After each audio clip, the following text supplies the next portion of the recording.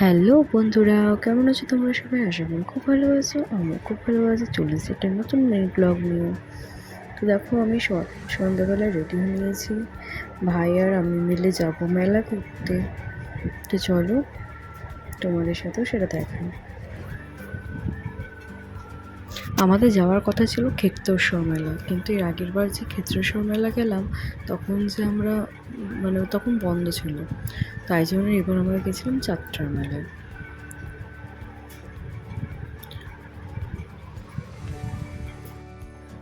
মেলা ঘুরতে কার না ভালো লাগে বলো?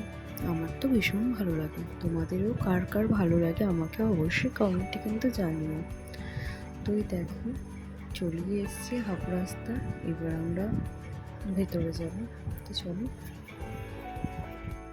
এই দেখো, আমরা মেলার মধ্যে চলে এসেছি। এত ভিড় হয়েছিল না। আমরা যাত্রা মেলায় অনেকটাই শুরুতে গেছিলাম।